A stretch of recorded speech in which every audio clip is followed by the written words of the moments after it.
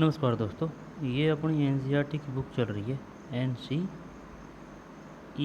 की कक्षा 9 की, ठीक है ना, इकोनॉमिक्स की। इसमें अपना दूसरा पार्ट चल रहा है। तो इससे पहले अपन इसको देख लेते हैं। इम्पोर्टेंट है अब तक जो पढ़े हैं, जो क्योंकि क्वेश्चन आने की पूरी संभावना होती है। कथन कारण वाले क्वेश्चन आ सकते हैं, यहाँ से किसी प्रकार के आ सकते हैं। ये बात समझ में। संसाधन के रूप में बताइए, मानव पूंजी किसे कहते हैं? जब शिक्षा, प्रशिक्षण और चिकित्सा सेवाओं में निवेश किया जाता है तो वही जनसंख्या मानव पूंजी में बदल जाती है। इसके बाद में सकल राष्ट्रीय उत्पादन पहलू की दृष्टि से जनसंख्या पर विचार करना सकल राष्ट्रीय उत्पाद के सृजन में उनके योगदान की क्षमता पर बल देता है। उत्पादक पहलू की दृष्टि से जनसंख्या पर विचार करना सकल राष्ट्रीय उत्पाद के सृजन में उनके योगदान की क्षमता पर बल देता है।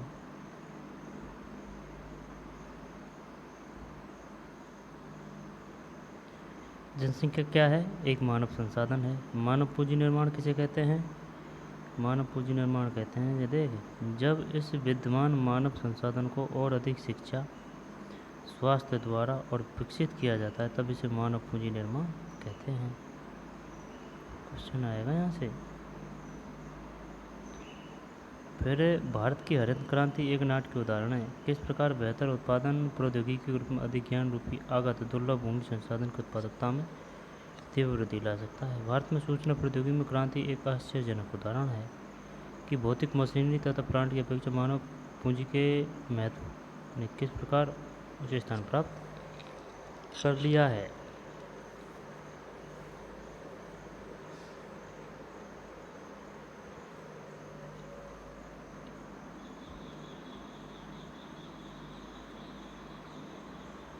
ठीक, फिर आगे चलते हैं।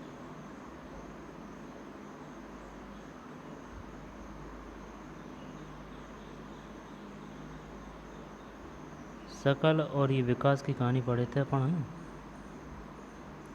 विकास गठिया का रोगी, उसकी माँ भी बीमार हो गई थी और सकल जो सॉफ्टवेयर कर्जा लिया था, लेकिन फिर कंप्यूटर्स कोर्स करके फिर प्राइवेट कंपनी में लग गया।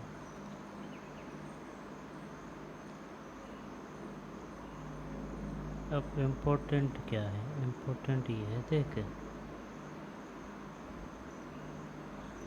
मानव संसाधन में शिक्षा और चिकित्सा सेवा के द्वारा निवेश से भविष्य में उच्च प्रतिफल प्राप्त हो सकते हैं। अब ये वो पूछ सकता है, बताइए किन में निवेश से मानव संसाधन उच्च प्रतिफल प्राप्त हो सकते हैं। जब एक तो शिक्षा है, दूसरा चिकित्सा सेवा। अब और है क्या कुछ?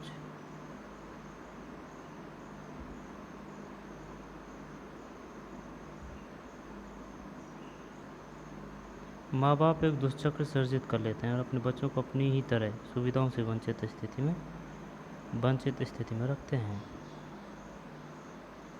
ये क्वेश्चन आ सकता है यहाँ से, और आ चुका है। देख, प्राथमिक क्षेत्र में है ना। कितने प्रमुख क्षेत्र है? प्राथमिक व्यवसाय, द्वितीय व्यवसाय, तृतीय व्यवसाय। प्राथमिक क्षेत्र में है कृषि, यहाँ पे खनन और उत्खनन, ये कंफ्यूज कर सकते हैं बस, लेकिन ये भी प्राथमिक है। कृषि, वानिकी, पशुपालन, मत्स्य पालन, मुर्गी पालन, खनन एवं उत्खनन। और अब द्वितीय में है विनिर्माण है सिर्फ, है ना। और तृतीय में है व्यापार, परिवहन, संचार, बैंकिंग, बीमा, शिक्षा, स्वास्थ्य, पर्यटन। आगे चलते हैं।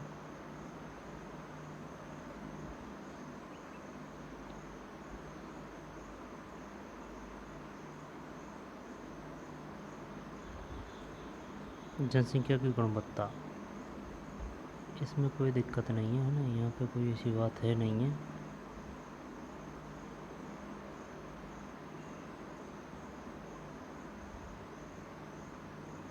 जनसंख्या की गुणवत्ता, जनसंख्या की गुणवत्ता साक्षरता दर, जीवन प्रत्याशा में निरूपित व्यक्तियों के स्वस्थ और देश के लोगों द्वारा प्राप्त कौशल निर्माण पर निर्भर करती है। किन किन पर निर्भर करती है?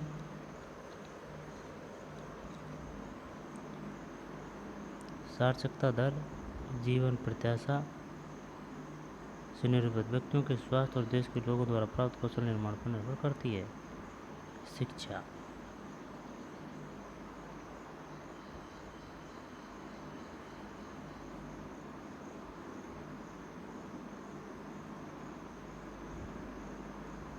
व्यक्ति पुरुष, व्यक्ति है ना, व्यक्ति में सब आगे महिला और पुरुष। ये हरा वाला महिला है, रेड वाला पुरुष है। रेड वाला 2011 से 17 ये लगभग में बराबर रहा है, महिला का भी बराबर रहा है, लेकिन 1951 से 2011 तक लगातार बढ़ता ही रहा है।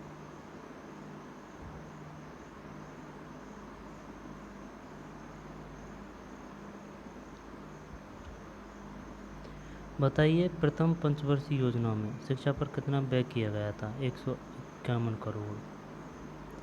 और 2021 में ये कितना हो गया? 99,300। और जो 0.64% से बढ़कर 3.1% हो गया।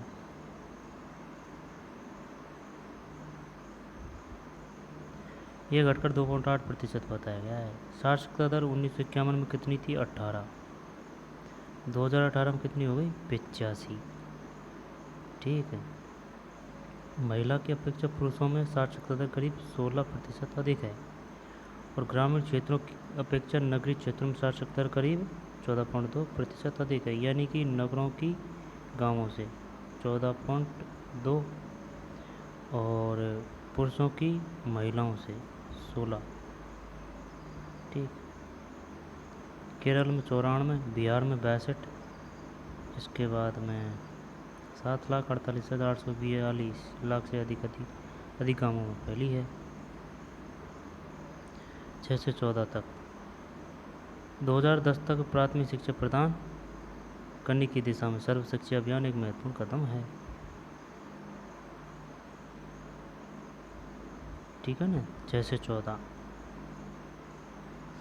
सर्व शिक्षा अभियान, प्राथमिक शिक्षा सार्वभौमिक लक्ष्य और सेतु पाठ्यक्रम, स्कूल लौटो शिविर, दोपहर के भोजन, बारहवीं योजना में उच्च शिक्षा 18 से 23 वर्ष आयु वर्ग के नामांकन में 27% की वृद्धि हुई।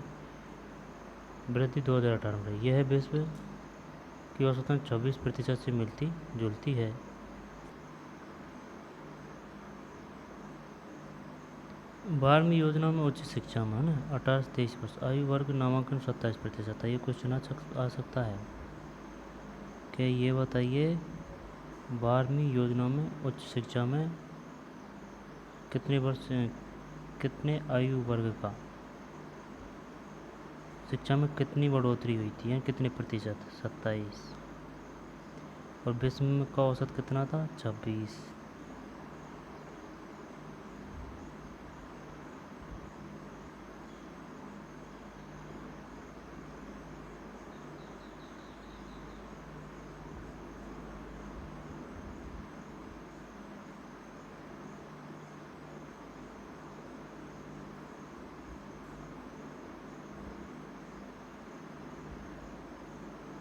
देख, महाविद्यालयों की संख्या है 46,007। ये 46,007 कब से चली आ रही है?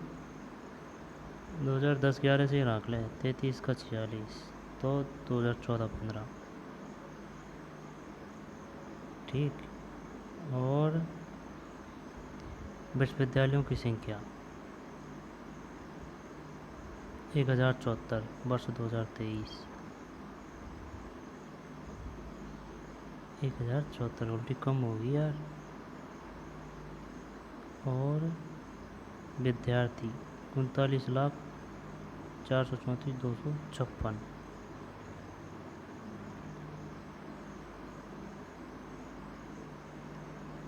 39,434,256। 14,82,890।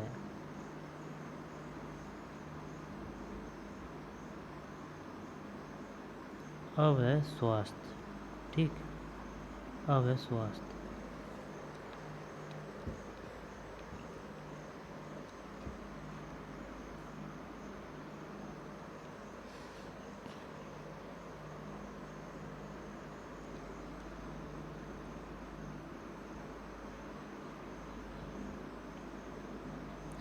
फर्म का उद्देश्य लाभ को अधिकतम करना है। क्या आप सोचते हैं कि कोई भी फर्म ऐसे व्यक्तियों को रोजगार देने के लिए प्रेरित होगी जो खराब स्वास्थ्य होने के कारण स्वस्थ श्रमिकों के बराबर कार्य नहीं कर पाए? किसी व्यक्ति का स्वास्थ्य उसे अपनी क्षमता को प्राप्त करने और बीमारियों से लड़ने की ताकत देता है। ऐसा कोई अस्वस्थ स्त्री पुरुष संगठन के समग्र विकास में अपने योगदान। स्वास्थ्य केंद्र स्वास्थ्य की जांच के लिए एक पंक्ति में खड़े हुए बच्चे। देखिए यहाँ पे दिया गया है शिशु मृत्यु दर। शिशु मृत्यु दर से अभिप्राय एक वर्ष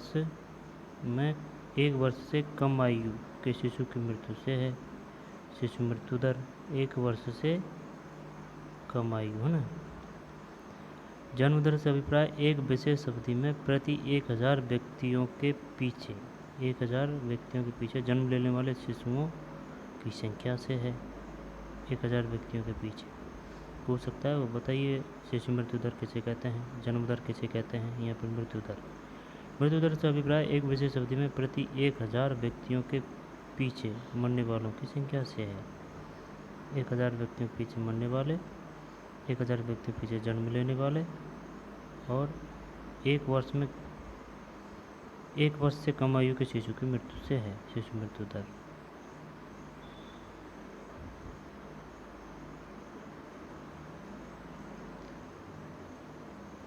को अधिकतम करने में सक्षम नहीं होगा। वास्तव में स्वास्थ्य अपना कल्याण करने का एक अपर्याय आधार है, इसलिए जनसंख्या की स्वास्थ्य स्थिति को सुधारना किसी भी देश की प्राथमिकता होती है। हमारी राष्ट्रीय नीति का लक्ष्य भी जनसंख्या के अल्प सुविधा प्राप्त वर्गों पर विशेष ध्यान देते हुए स्वास्थ्य सेवाओं किसका लक्ष्य है ये? हमारी राष्ट्रीय नीति का लक्ष्य जनसंख्या के अल्प सुविधा प्राप्त वर्गों पर विशेष ध्यान देते हुए स्वास्थ्य सेवाओं, परिवार कल्याण, पौष्टिक सेवा तक इनकी पहुंच को बेहतर बनाना है। पिछले 5 दशकों में भारत ने सरकारी और निजी क्षेत्रों में प्राथमिक, द्वितीयक तथा तृतीयक सेवाओं के लिए अपेक्षित एक विस्तृत स्वास्थ्य आधारित संरचना और जनशक्ति का निर्माण किया है। इन उपायों को अपनाने से जीवन प्रत्याशा बढ़कर वर्ष 2016 में 69.4 वर्ष अधिक हो गई है। यानी कि अगर वो पूछे कि ये बताइए जीवन प्रत्याशा किसे कहते हैं, यहाँ पर 2016 में जीवन प्रत्याशा कितनी थी? 69.4, यानी कि औसतन मनुष्य 69.4 साल तक जीवित रहता है। शिशु मृत्यु दर 1951 के 147 से घटकर, बताइए शिशु मृत्यु दर 1951 में कितनी थी? 147, 148, 150, 155, 147। और जीवन प्रत्याशा 69.4 घटकर 2020 में 28 पर आ गई। इसी अवधि में अशोधित जन्म दर 20.0, 2018 जन्म दर, मृत्यु दर 6, 2018 पर आ गई। जीवन प्रत्याशा में वृद्धि और शिशु देखभाल में सुधार देश के आत्मविश्वास को भावी प्रगति के साथ आंकने के लिए उपयोगी है। आयु में वृद्धि आत्मविश्वास के साथ जीवन की उत्तम गुणवत्ता का सूचक है। शिशुओं की संक्रमण से रक्षा तथा माताओं के साथ बच्चों की देखभाल और पोषण सुनिश्चित करने से शिशु मृत्यु दर घटती है। शिशुओं की संक्रमण से रक्षा तथा माताओं के साथ बच्चों की देखभाल और पोषण सुनिश्चित करने से शिशु मृत्यु दर घटती है। अब ये काम का है। जीवन प्रत्याशा कितनी है 2016 में? 69.4। शिशु मृत्यु दर 1951 में 147, 2020 में 28। जन्म दर 20, 2018 में जो 20 है ना जन्म दर, और मृत्यु दर 6, 2016 में 69.4, फिर 1951 में 147 से घटकर 28 शिशु मृत्यु दर। जन्म दर 20.0, 2018, और मृत्यु दर 6। ठीक है भाई हैं। राष्ट्रीय स्वास्थ्य प्रोफाइल 2022 जिसे देखा 29/9/21 और 6/2/24। भारत के महारजिस्ट्रार एवं जनगणना आयुक्त का कार्यालय।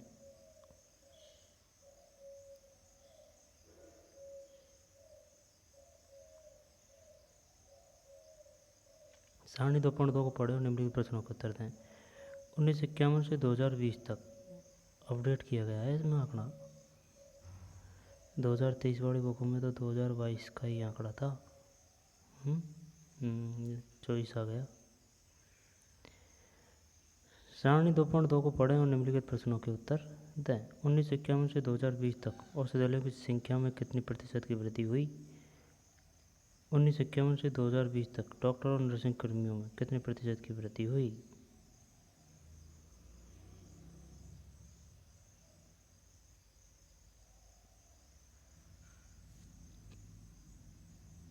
उपकेंद्र प्राथमिक स्वास्थ्य केंद्र, सामुदायिक स्वास्थ्य केंद्र। 2014, 15, 16, 17, 18, 19, 20 यानी कि 182 से 194। औषधालय तथा अस्पताल 29,000 से 36,068। बिस्तर सरकारी 6,75,000 से 8,49,206। राज्य चिकित्सा परिषद और भारतीय चिकित्सा परिषद में पंजीकृत डॉक्टर 41,070, 63,809 कम है डॉक्टर। एएनएम आरएन एवं आरएम एलएचबी ये बहुत है। 24,21,000 से 3,514,373 है ना। इकाई दहाई सैकड़ा हजार 10,000 लाख 10 लाख यानी कि इकाई दहाई सैकड़ा हजार 10,000 लाख 10 लाख। इकाई दहाई सैकड़ा हजार 10,000 लाख 10 लाख 26 लाख। इकाई दहाई सैकड़ा हजार 10,000 लाख 10 लाख 26 लाख से 35 लाख हो गया भाई। 2021। एमसी का मतलब है उपकेंद्र, पीएचसी का मतलब है प्राथमिक स्वास्थ्य केंद्र, पीएचसी, सीएचसी सामुदायिक स्वास्थ्य केंद्र, एएनएम सहायक नर्स दाई, आरएन और आरएम पंजीकृत नर्स और पंजीकृत दाई, एलएचबी महिला स्वास्थ्य आगंतुक। राष्ट्रीय स्वास्थ्य प्रयोग प्रोफाइल 2016, 17, 18, 20, 22। केंद्रीय स्वास्थ्य उपचार ब्यूरो, स्वास्थ्य एवं परिवार कल्याण मंत्रालय।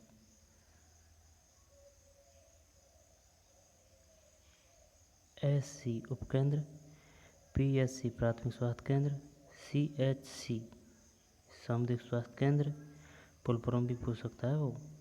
एएनएम सहायक नर्सिंग दाई, आरएन और आरएम पंजीकृत नर्स और पंजीकृत दाई, एलएचबी महिला स्वास्थ्य आगंतुक। क्या आपको लगता है डॉक्टरों और नर्सों की संख्या में वृद्धि पर्याप्त है? नहीं, पर्याप्त नहीं है। यदि नहीं तो क्यों? किसी अस्पताल में आप और कौन सी सुविधाएं उपलब्ध कराना चाहेंगे? आप हाल में जिस अस्पताल में गए उस पर चर्चा करें। इस सारणी का प्रयोग करते हुए क्या आप एक आरेख बना सकते हैं? क्रियाकलाप। आप निकट के किसी सरकारी या निजी अस्पताल में जाएं और निम्नलिखित विवरण नोट करें। जिस अस्पताल में आप गए उसमें कितने बिस्तर हैं, अस्पताल में कितने डॉक्टर हैं, अस्पताल में कितनी नर्सें कार्यरत है। इसके अलावा निम्नलिखित अतिरिक्त सूचना एकत्रित करने का प्रयास करें। आपके इलाके में कितने अस्पताल हैं, आपके इलाके में कितने औषधालय है। भारत में है ना बना सकते हैं। भारत में ऐसे अनेक स्थान हैं जिनमें मौलिक सुविधाएं भी नहीं हैं।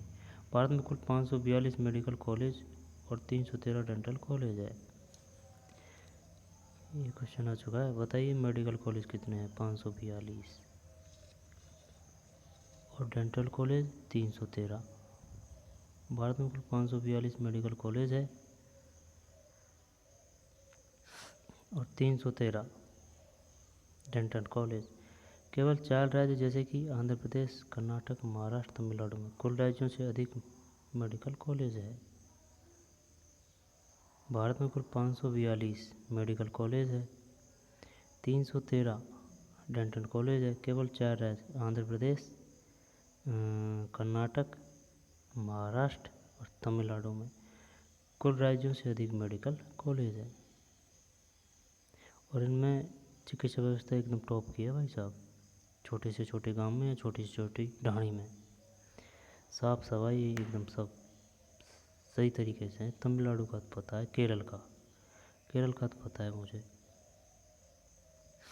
इनमें गए नहीं तो इनका पता नहीं है। आंध्र प्रदेश, कर्नाटक, महाराष्ट्र का जैसे कि अपने गांव में जो होता है ना औषधालय या फिर प्राथमिक स्वास्थ्य केंद्र, इनके गांवों में जो अपने तहसील स्तर में होता है ना उतनी सुविधा होती है इनके गांवों के अस्पताल व औषधालयों में।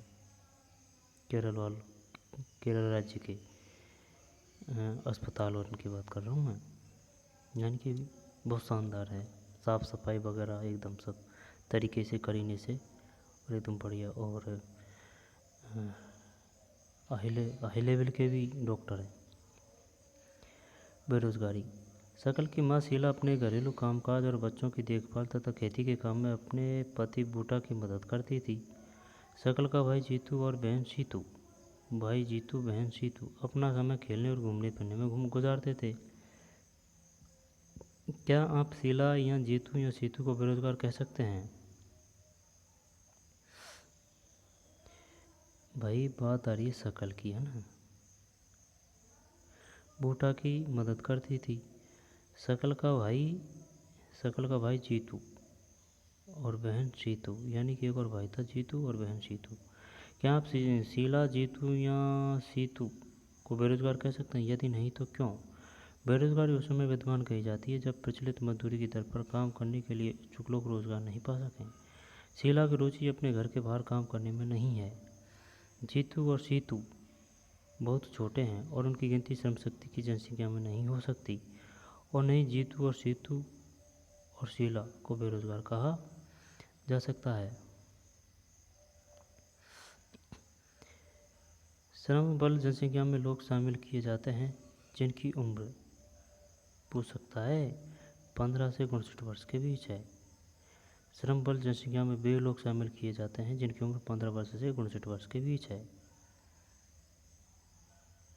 शकल के भाई और बहन इस आयु वर्ग में नहीं आते, इसलिए उन्हें बेरोजगार नहीं कहा जा सकता। शकल की माँ शीला परिवार के लिए काम करती है। वे अपने घर से बाहर जाकर परिश्रम के लिए काम करने की इच्छुक नहीं है, उसे भी बेरोजगार नहीं कहा जा सकता। शकल के दादा दादी और नाना नानी, जिनका यद्यपि इस कहानी में वर्णन नहीं है, उन्हें भी बेरोजगार नहीं कहा जा सकता।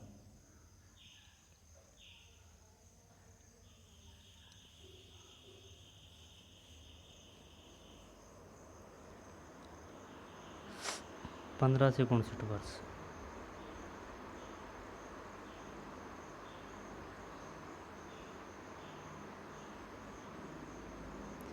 उन्हें भी बेरोजगार नहीं कहा जा सकता। शकल के दादा दादी और नाना नानी, जिसका यद्यपि इस कहानी में वर्णन नहीं है, उन्हें भी बेरोजगार नहीं कहा जा सकता।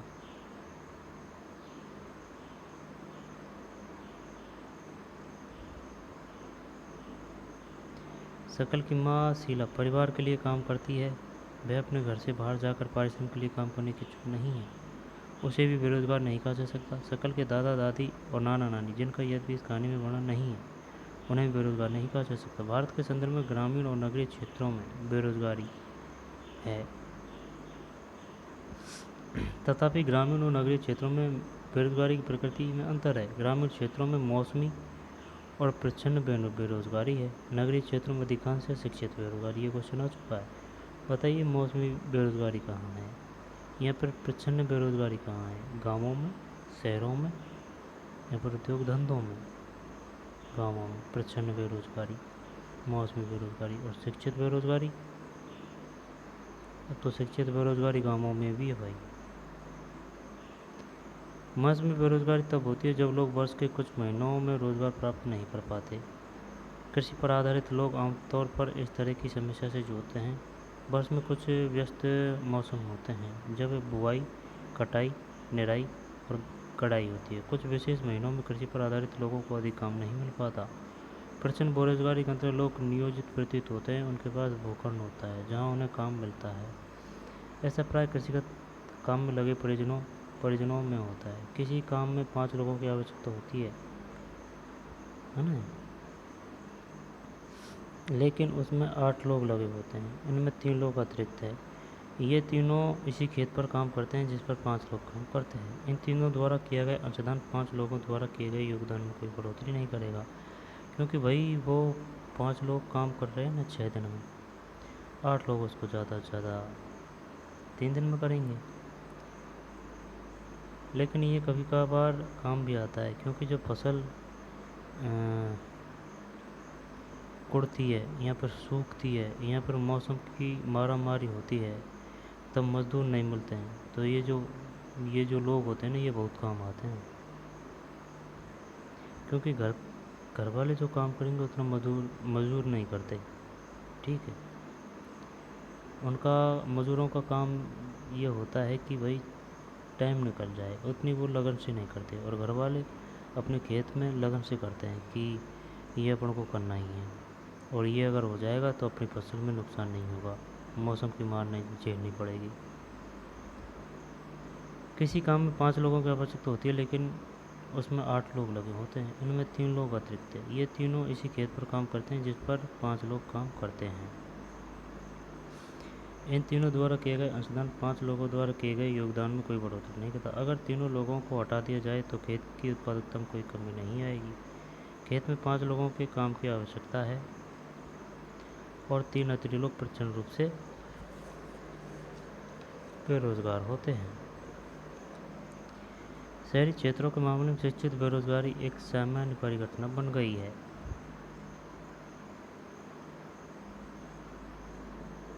मैट्रिक, स्नातक और स्नातकोत्तर डिग्रीधारी अनेक युवक रोजगार पाने में असमर्थ है। वो असमर्थ इस वजह से कि सरकार वैकेंसी नहीं निकालती है। एक अध्ययन में यह बात सामने आई कि मैट्रिक की तुलना में स्नातक और स्नातकोत्तर युवाओं में बेरोजगारी अधिक तेजी से बढ़ी है। एक विरोधाभासी जनशक्ति स्थिति सामने आई है कि कुछ विशेष श्रेणियों में जनशक्ति के अधिक के साथ ही कुछ अन्य श्रेणियों में जनशक्ति की कमी विद्यमान है।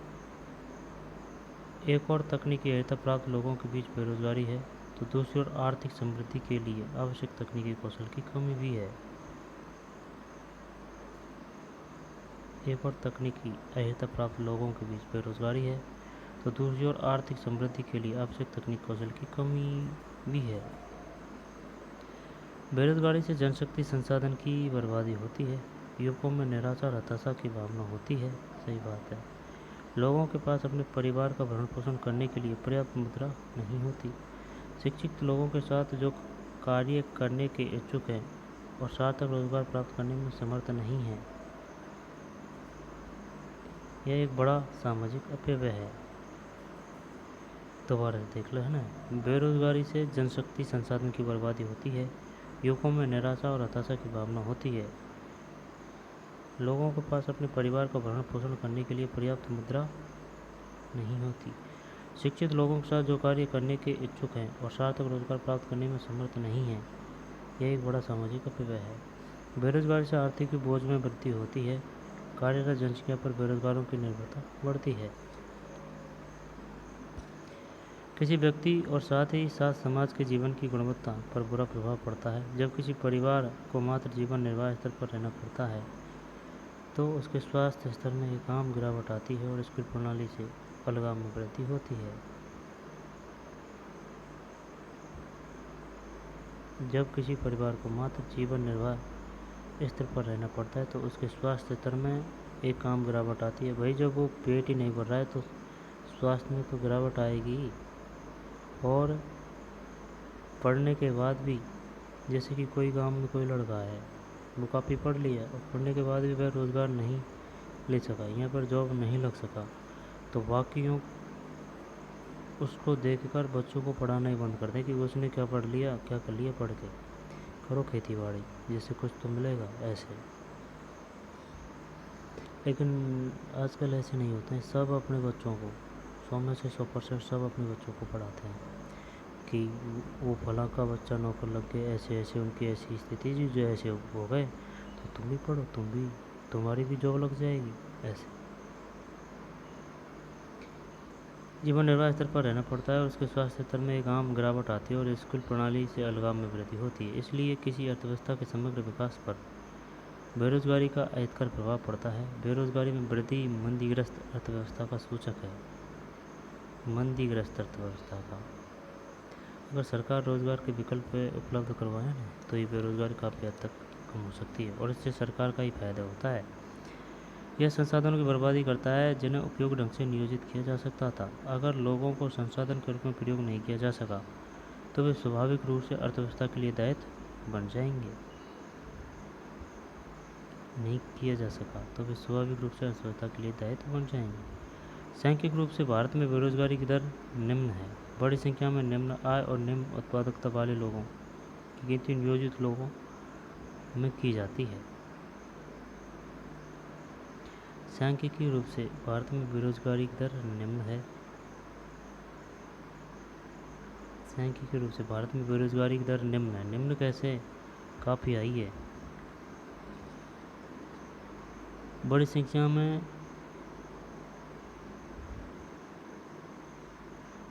में निम्न आय और निम्न उत्पादकता वाले लोगों की गिनती नियोजित लोगों में की जाती है। वे पूरे वर्ष काम करते प्रतीत होते हैं, लेकिन उनकी क्षमता और आय के हिसाब से यह उनके लिए पर्याप्त नहीं है। वे काम तो कर रहे हैं, पर ऐसा प्रतीत होता है कि ये काम उन पर थोपे हुए हैं, इसलिए शायद वे अपनी पसंद का कोई अन्य काम करना पसंद करते हैं। गरीब लोग बेकार नहीं बैठ सकते, वे किसी भी काम से जुड़ जाना चाहते हैं, चाहे उससे कितनी भी कमाई हो। वो बात सही है।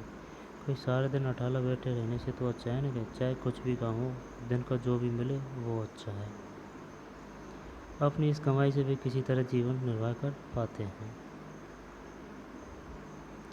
इसके अतिरिक्त प्राथमिक क्षेत्र में स्वरोजगार एक विशेषता है। यदि सभी लोगों की आवश्यकता नहीं होती, फिर भी पूरा परिवार खेतों में काम करता है। इस तरह कृषि क्षेत्र में प्रचंड बेरोजगारी होती है, लेकिन जो भी उत्पादन होता है उसमें पूरे परिवार की हिस्सेदारी होती है। खेत के काम में साझेदारी और उत्पादित फसल में हिस्सेदारी की धारणा ग्रामीण क्षेत्रों में बेरोजगारी की कठिनाइयों में कमी लाती है। प्रचंड बेरोजगारी होती है, लेकिन जो भी उत्पादन होता है उसमें पूरे परिवार की हिस्सेदारी होती है। खेत के काम में साझेदारी और उत्पादित फसल में हिस्सेदारी की धारणा ग्रामीण क्षेत्रों में बेरोजगारी की कठिनाई में कमी लाती है। यही सही है और क्या। सरकार तो रोज़गार उपलब्ध नहीं कराती, तो घर वालों के हाथ में काम बटा के खेतीबाड़ी का ही कुछ काम करके, तो भाई खेतीबाड़ी भी कर रहे हैं, साथ में पढ़ाई भी कर रहे हैं। इससे बेरोजगारी तो कम रहेगी। दिमाग प्रेशर तो नहीं रहेगा, घर की मोटी कमाई तो नहीं लगेगी। और आजकल सब कोर्स ऑनलाइन उपलब्ध है। जो पढ़ना चाहता है उसके हाथ में अपनी लाइफ है, मोबाइल। वो चाहे जैसा बन सकता है और पढ़ सकता है और कर सकता है जो भी वो चाहता है। लेकिन इससे परिवार की गरीबी कम नहीं होती और प्रत्येक परिवार से अधिशेष श्रमिक रोजगार की तलाश में गांवों से शहरों की ओर प्रवास करते हैं। आइए उपरोक्त तीनों क्षेत्रों में रोजगार के परिदृश्य की चर्चा करें। कृषि का सबसे अधिक अवशोषण करने वाला अर्थव्यवस्था क्षेत्र है। उपरोक्त तीनों क्षेत्रों में रोजगार के परिदृश्य की चर्चा करें। कृषि का सबसे अधिक अवशोषण करने वाला अर्थव्यवस्था का क्षेत्र कृषि है।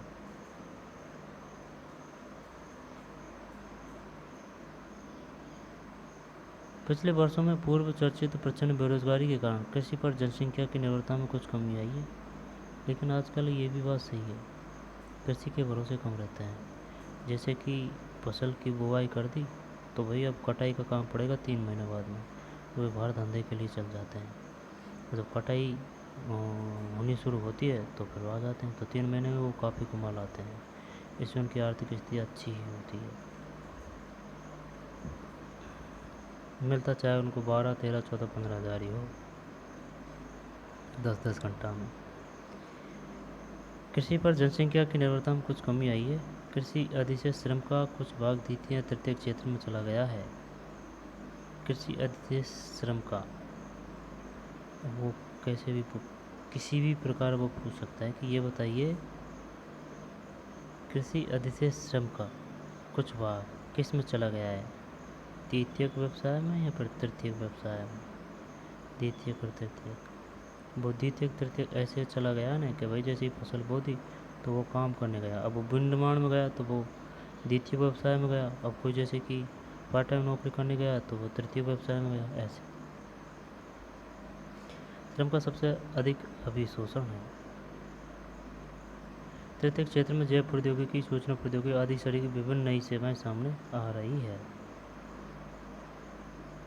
यहाँ से तथ्यात्मक क्वेश्चन बनेंगे। आइए ये जानने के लिए एक कहानी पढ़ें कि कैसे लोग अपने गांव की अर्थव्यवस्था के लिए परिसंपत्ति बन जाते हैं। एक गांव की कहानी। एक गांव था जिसमें अनेक परिवार रहते थे। प्रत्येक परिवार इतना उपजा लेता था कि उससे उसके सदस्य खा पी सके। परिवार के सदस्य अपने कपड़े बुनते, अपने बच्चों को पढ़ाते और इस तरह प्रत्येक परिवार अपनी आवश्यकता स्वयं पूरी कर लेता। इनमें से एक परिवार ने अपने एक बेटे को कृषि महाविद्यालय में भेजने का फैसला किया। लड़के को निकट के एक कृषि महाविद्यालय में प्रवेश मिल गया। कुछ समय पश्चात वह कृषि इंजीनियर की योग्यता प्राप्त कर गांव वापस लौट आया। लड़के को निकट के एक कृषि महाविद्यालय में प्रवेश मिल गया। कुछ समय पश्चात वह कृषि इंजीनियर की योग्यता प्राप्त कर गांव वापस लौट आया। वह इतना सृजनात्मक निकला कि उसने एक उन्नत किस्म के हल का नमूना तैयार किया जिससे गेहूं की उपज में वृद्धि हो गई। इस तरह गांव में एग्रो इंजीनियरिंग का एक नया काम सृजित हुआ और वहीं उसकी पूर्ति। गांव के उस परिवार ने अपनी अधिशेष फसल निकट के गांव में बेच दी। उन्हें इससे अच्छा लाभ हुआ जिसे उन्होंने आपस में बांट लिया। इस सफलता से प्रेरित होकर कुछ समय पश्चात गांव के सभी परिवारों ने एक बैठक की। वे अपने बच्चों के लिए बेहतर भविष्य चाह रहे थे। उन्होंने पंचायत से गांव में एक स्कूल खोलने का अनुरोध किया। उन्होंने पंचायत को विश्वास दिलाया कि वे सभी अपने बच्चों को स्कूल में भेजेंगे। पंचायत ने सरकार की मदद से एक स्कूल खोल दिया। निकट के कस्बे से एक शिक्षक की नियुक्ति की गई। इस गांव के सभी बच्चे स्कूल जाने लगे। कुछ समय पश्चात गांव के एक परिवार ने अपनी एक लड़की को सिलाई का प्रशिक्षण दिलाया। गांव के परिवार ने वह अब गांव के सभी लोगों के लिए कपड़े सीने लगी क्योंकि अब सभी लोग अच्छे ढंग से सिले कपड़े पहनना चाहते थे। इस तरह दर्जी का एक नया काम सृजित हुआ। इसका एक और सकारात्मक प्रभाव हुआ। किसानों का कपड़े खरीदने के लिए दूर जाने में लगने वाला समय अब बचने लगा। किसान खेतों में अधिक समय लगाने लगे थे इसलिए उपज बढ़ गई। ये इसका ही है ना, हाँ, बचने लगा।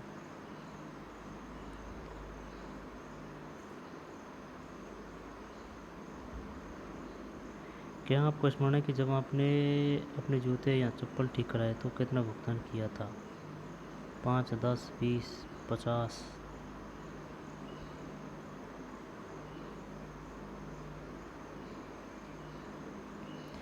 मोची को हल्के में मत लेना भाई। अगर जो काम ही करता है सही तो दिन के वो 7 से 8 से यानी कि 300 से लेके 500 तक रुपया नहीं छोड़ता है।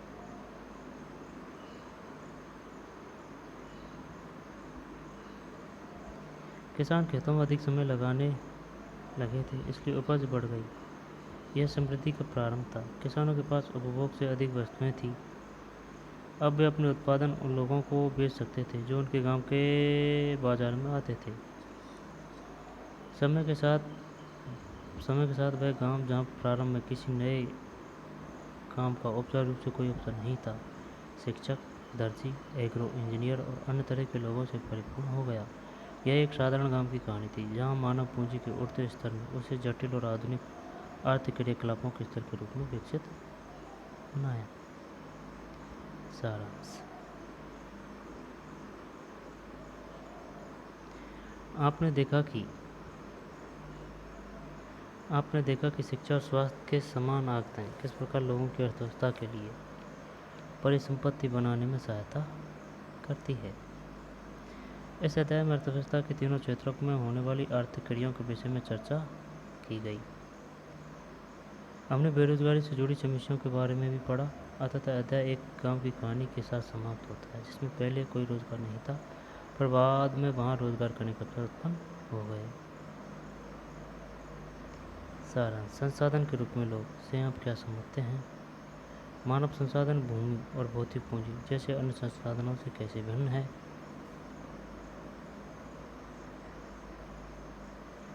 मानव पूंजी निर्माण में शिक्षा की क्या भूमिका है? मानव पूंजी निर्माण स्वास्थ्य की क्या भूमिका है? किसी व्यक्ति के कामयाब जीवन में स्वास्थ्य की क्या भूमिका है? संसाधन के रूप में लोग से आप क्या समझते हैं? मानव संसाधन भूमि, दोबारा देखते हैं, मानव संसाधन भूमि और भौतिक पूंजी के जैसे अन्य संसाधनों से कैसे भिन्न है? मानव पूंजी निर्माण शिक्षा की क्या भूमिका है? मानव पूंजी निर्माण स्वास्थ्य की क्या भूमिका है? शिक्षा की, स्वास्थ्य की। किसी व्यक्ति के कामयाब जीवन में स्वास्थ्य की क्या भूमिका है? प्राथमिक, द्वितीयक, तृतीयक क्षेत्र में किस तरह की विभिन्न आर्थिक क्रियाएं संचालित की जाती है? आर्थिक और गैर आर्थिक क्रियाओं में क्या अंतर है? महिलाएं क्यों निम्न वेतन वाले कार्यों में नियोजित होती है? बेरोजगार शब्द की आप कैसे व्याख्या करेंगे? प्रच्छन्न और मौसमी बेरोजगारी में क्या अंतर है? यहाँ से क्वेश्चन आ जाएंगे देखने को। शिक्षित बेरोजगारी भारत के लिए एक विशेष समस्या क्यों है? आपके विचार से भारत के किस क्षेत्र में रोजगार के सर्वाधिक अवसर सृजित कर सकता है? तो कृषि में,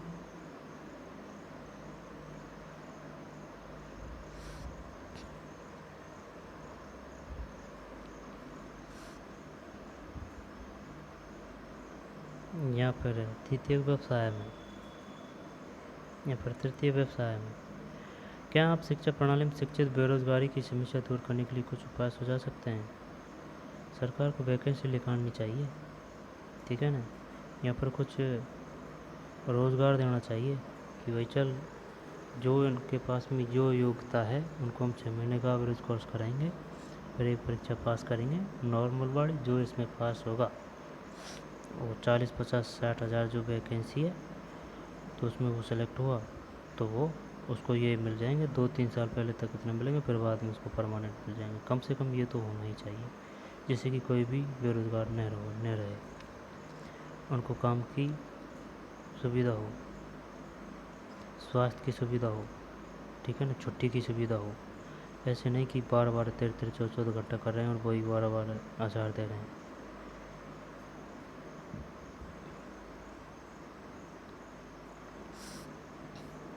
क्या आप कुछ ऐसे गांवों की कल्पना कर सकते हैं जहां पहले रोजगार कोई का अवसर नहीं था लेकिन बाद में बहुतायत में हो?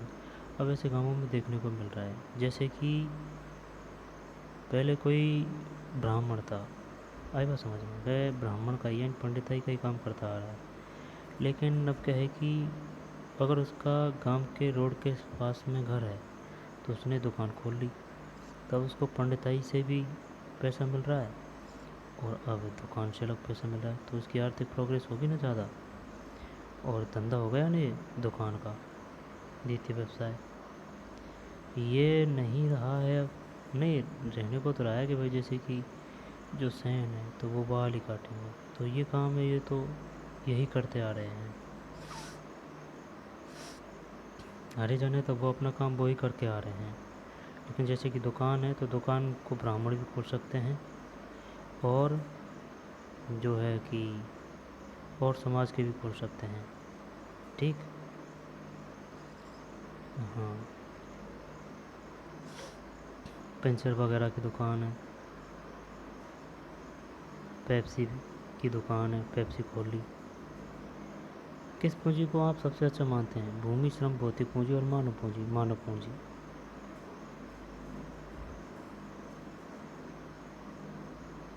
लेकिन बाद में बहुतायत में हो गया है ना मानव पूंजी, और क्यों? तो ये जो पार्ट था अपना ये हो गया।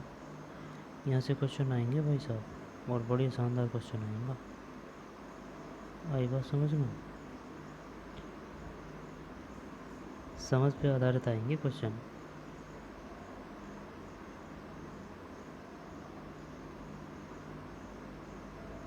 देख लेते हैं फिर, है कि भाई प्रचंड बेरोजगार क्या है, मौसमी बेरोजगार क्या है, शिक्षित बेरोजगार क्या है, कर देंगे इसको। तो यहाँ पर ये बताइए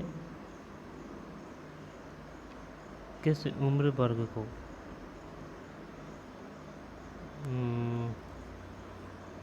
श्रम बल जनसंख्या में लोग शामिल किए जाएं जिनकी उम्र 15 से 59 वर्ष के बीच है। सकल के भाई किस श्रम बल के लोगों को इस कैटेगरी में रखा जाता है? 15 से 59 वर्ष। बेरोजगारी 542 मेडिकल, 313 डेंटल कॉलेज।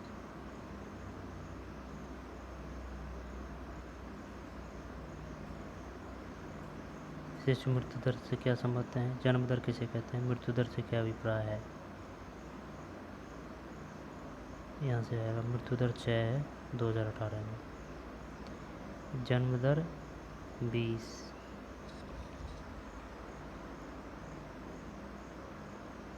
और शिशु मृत्यु दर 147, 2020 में 28, 2016 में 69.4, 2016 में 69.4 और शिशु मृत्यु दर 1951 में। जीवन प्रत्याशा कितनी हो गई है?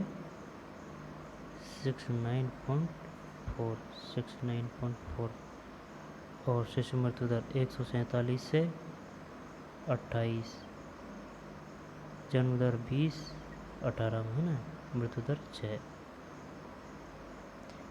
20 और 28, 147 से 69.4।